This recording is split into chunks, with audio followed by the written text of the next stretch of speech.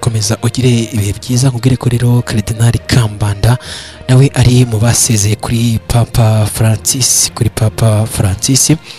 mubwire ko kandi Archiepiscopi wa Kigali akaba na perezida w'inama y'abepiskopi mu Rwanda atubanye Cardinal Kambanda rero yasezeye kuri Papa Francis witabiye Imana atariki 21 Mata 2025 ni igikorwa rero cyakozwe muri rusange n'abakardinali baturutse hirya no hino ku isi cyabiri muri Bazilika yitiriwe Mutagatifu Petero Vatican rero mu gitondo cyo kuri uyu wa gatatu ku itariki 23 Mata 2025 buri Cardinal rero muri iyi Bazilika yageze rero imbere y'isanduku irimo umurambo wa Papa Francis aramwonamira mu rwego rero rwo kumuha icyubahiro kimukwiye nk'uwahoze rero ari umushumba mukuru wa Kiliziya Gatolika. Cardinal rero Kambanda yagiye i Vatican ku mugoroba uko munsi w'ejo kugira ngo nawe ajye kwifatanya na bagenzi be mu gutegura umuhango wo gushyingura Papa Francis.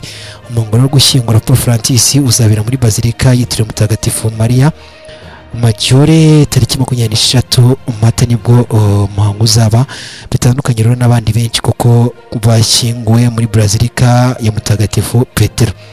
Icyemezo cyo gushyingura Papa Francis muri Bazilika ya Santa Maria Maggiore iherereye mu mujyi wa Roma cyaturutse rero ku cyifuzo cye. Yasobanuye ko mu buzima bwe rero bwose yiyambazaga Maria Mutagatifu utarasamanywe icyaha. Nuko rero byagenze. Cardinal rero Kambanda waturutse hano mu mujyi wa Kigali nawe akaba ari mu basezeye bwa nyuma kuri Papa Francis nk'uko kandi azashyingurwa mu cyubahiro ku itariki 26 ari muri Bazilika.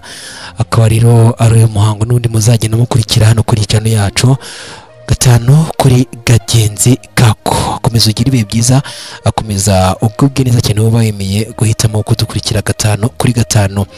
Mu yandi makuru nakubwira nuko mu gihugu cya Kongo ibintu ntago byifashe neza nk'ibisanzwe n'ubundi nyuma y'uko ku munsi w'ejo SADC byari byemejwe ko zigomba gutaha ariko birangira zidatashye.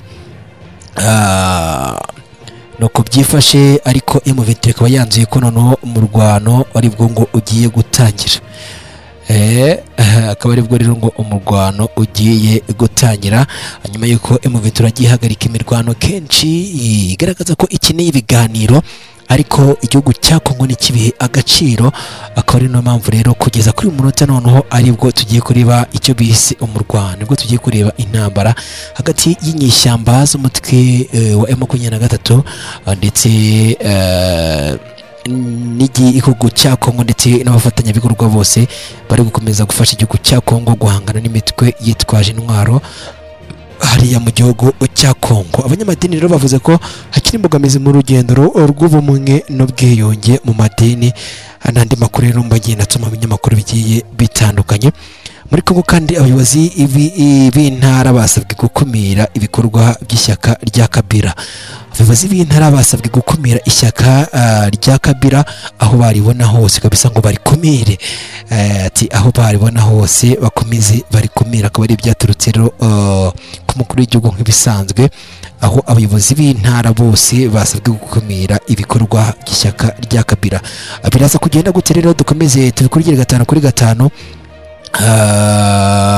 Nuko byifashe uyu munsi nakaba aribwo rero Papa yasezeho bwa nyuma. Kandi nakubwiye ko kandi witwa Kambanda nawe ari mu bamusezeyeho bwa nyuma. Ciao ciao, nibagire gukora subscribe, liking ndetse no sharing.